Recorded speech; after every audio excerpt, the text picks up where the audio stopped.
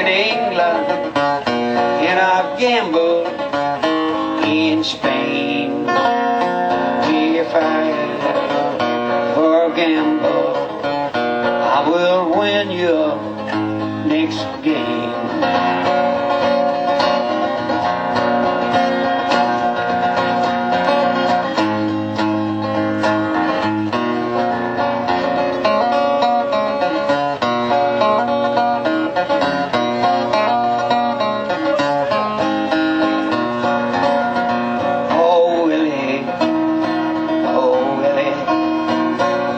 Afraid of your ways. Your mind is a gambling, gonna lead me astray. Well, build me a cabin in a mountain so high, so I can see well hey, as she goes passing by. Oh, the cuckoo, a pretty bird, she warbles as she flies, but she never says cuckoo till the fifth day.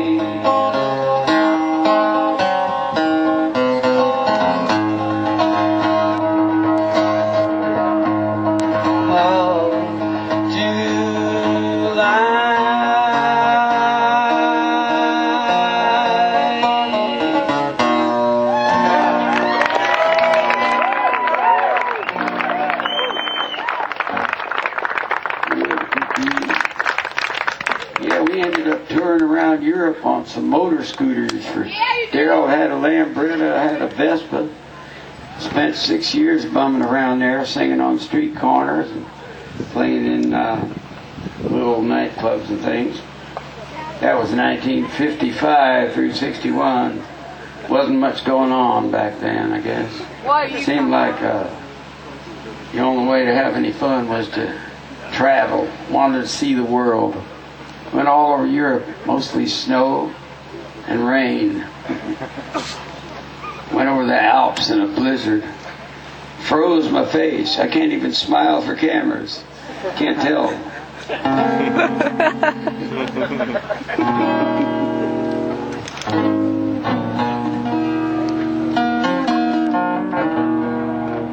There was a rodeo in Brussels, Belgium, of all places. They were having a big fair over there in 1958. I went to see their rodeo. I went to visit Darryl. We'd been separated by a case of beer in Italy, and he went one way and I went another way. It happened a lot of times. It was the first time it happened, and I was missing Darryl. I hadn't seen him in about 6 months. Decided to go up to Brussels, Belgium, where he was hanging out in a little cafe there, and he had the King of Belgium sitting on the floor up there. He was playing the banjo to him, telling him stories about Oregon and the woods. Kids were hitchhiking all over Europe just to go visit Darryl Adams. I became famous as the man who brought him over to Europe. He was really the man. He's probably the most popular American in Europe, Darryl Adams. And he passed away about 10 years ago now, or he'd probably be about 90 years old, I guess, by now. He was older than me even. But we thought we'd get a job singing at this rodeo. Went over to the rodeo grounds. It was in a valley where the railroad went under a bridge there. And they had a big tent that was made by the Goodyear Rubber Company. And there was no tent poles. It was held aloft by wind pressure from fans, don't you know? Well, the doggone thing blew up one day and got a hole in it, I guess, and then it came down. So they had to fold it up and roll it up and put it away. And then it started raining, and they were riding these bucking horses in the mud, and it was kind of a tough go. And then the promoters of the show absconded with $2 million and forgot to pay the cowboys, and they had 60 Sioux Indians and 60 cowboys in this show, and they were kind of hurting for money, so they couldn't afford to hire Darryl and me to sing. But we felt awful bad about it. We started serenading them cowboys out behind the chutes, and they were so homesick. Some of them had tears in their eyes just from hearing some of these songs that Darrell played on his banjo. And it started raining, and one of the cowboys said that there was a bar, there was a saloon right across the road there. Why don't we go inside there and play? So we went in there, and Bill Linderman took his hat off and punched out the dents in it to make it even larger, and went around collecting money in his hat, and got about $50 worth of Belgian francs in the hat. And somebody went down to the grocery store and got some wine and some cheese and some sandwich makings, and we ended up having a party at somebody's apartment. Casey Tibbs was laid out on the table, world champion bronc rider 6 times, probably the best bronc rider that ever lived. And they kept telling me, sing that Preacher Casey song, Jack, because it mentions Casey in there. But I sang it to him. He didn't hear a word I was singing. He'd had a little bit too much to drink that afternoon. But we all had a good time. And one of the guys, a bronc rider by the name of George Williams, taught me this song.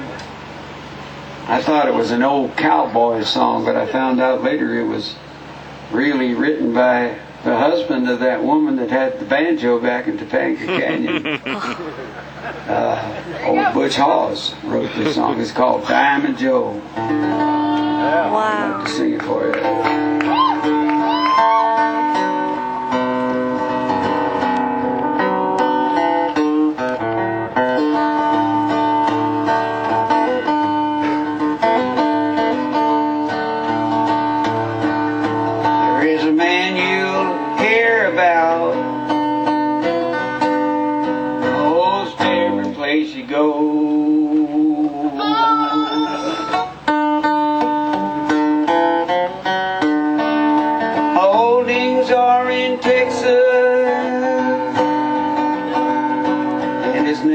Diamond Joe carries all his money in a diamond-studded jaw, and he never was much bothered by the process of the law.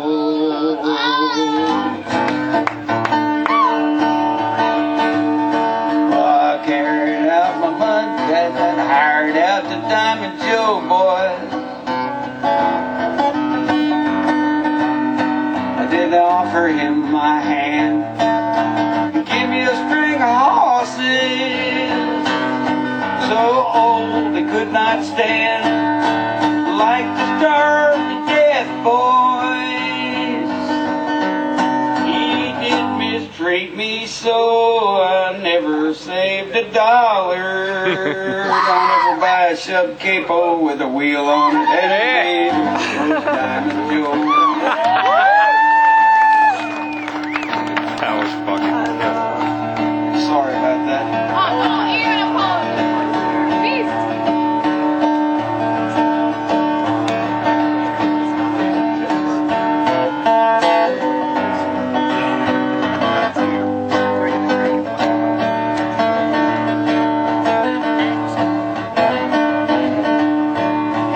It was corn dodger, meat I couldn't chaw.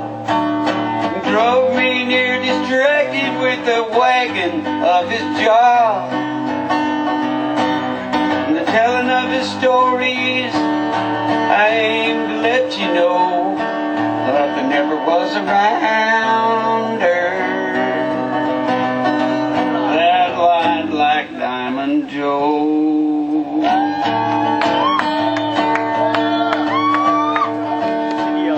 I tried 3 times to quit him, boy, but he did argue so. But I'm still punching cattle in the pay of Diamond Joe. And when I'm called up yonder and it comes my time to go,